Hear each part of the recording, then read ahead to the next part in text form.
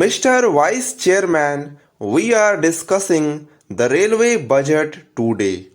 This railway budget will open a new chapter in the history of this house, a chapter which is of a very discouraging nature.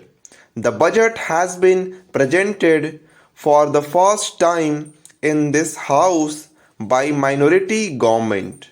So, the people of the country do not find any improvement or any future with this budget because in every budget there is a political will behind the budget. But in this budget we cannot see any political will for the development of railways in the country. The Indian Railways are the biggest public enterprise in the country. It is the largest in Asia and the second largest in the whole world, managed by a single management. It plays a very vital role in the field of economic development of the country. Every sector of the society, be it rich or poor, every man or woman is affected by the performance of the railway department. Madam, this budget generally covers half of the economy of the country and affects the people in their multifarious problems. In this budget, the railway minister claims that he has given relief to the weaker sections, which is not true. The exemption in the railway freight for the essential commodities is of peripheral nature. This kind of exemption is a poor consolation because these articles are already bearing fairly heavy freight charges. I had considered the railway minister to be a very dynamic person earlier. Now that impression has been taken away from my mind by his presenting this kind of a budget in this house. He has committed a great mistake by increasing the passenger fares and railway freight rates at a time when the rate of inflation is already high. The restricted increase is also bound to affect the weaker sections of society. Another glaring factor is increase in regional imbalances. For example, the southeastern region has been badly neglected in many respects so far as railway development is concerned. I do not want to encourage the feeling of regionalism, but in this budget, this matter is so glaring that I cannot ignore mentioning it on the floor of the house. While the railway lines are being opened every year in the northern states, even sanctioned projects and sanctioned lines in Orissa are being stopped or delayed for years together. Madam, as you know, the Paradip port was started 20 years back. In order to connect Paradip port with the hinterland of ore mining areas, a railway line was started some 16 years back. But that line has not yet been completed on the plea that this portion of the line is not viable. This line is meant for carrying iron ore from the mining areas to the Paradip port for export purposes.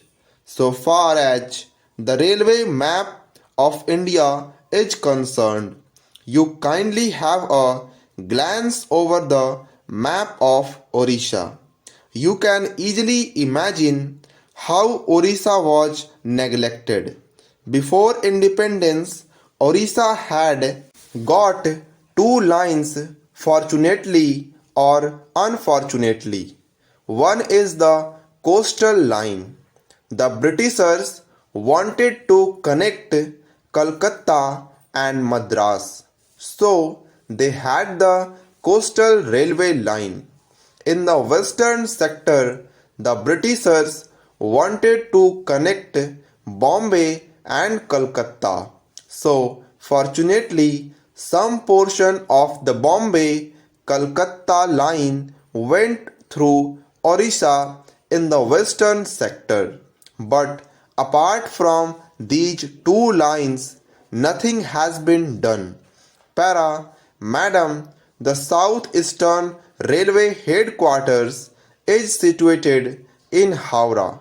Howrah is a place which does not belong to the Southeastern Railway. The people of Odisha have been claiming and demanding since long to shift this headquarters from Howrah to Odisha because the major portion of the Southeastern Railway is in Odisha.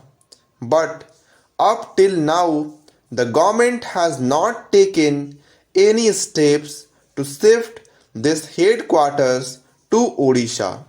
Last year, in the Odisha Assembly, there was a unanimous resolution in the House to shift this headquarters from Calcutta to Bhubaneswar or Cuttack. But nobody has given any importance to this demand. In the last elections, we faced a lot of trouble. Of course, the government in Odisha now has promised to the people that it will fulfill this demand. A long-standing demand which Odisha has been demanding for 40 years to shift this headquarters from Calcutta to Bhubaneswar. It is to be seen how the government of Odisha and the government of India help in the shifting of the headquarters in Odisha.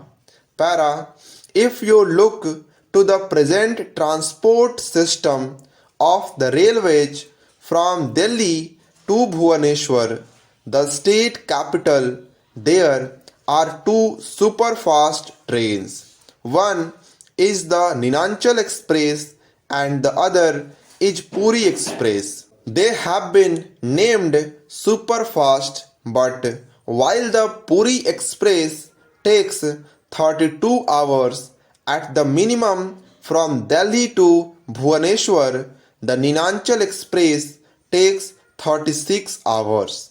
While these trains have been named as super fast trains, actually they are super slow trains. There is another train coming from Puri. It is named as Utkal Express. We call it Bharat Darshan train. This train starts from Puri in the morning and it again enters Odisha the next day. It starts from Puri, goes to Kharagpur and then to Tatanagar, and next day at about 2 o'clock again enters Odisha.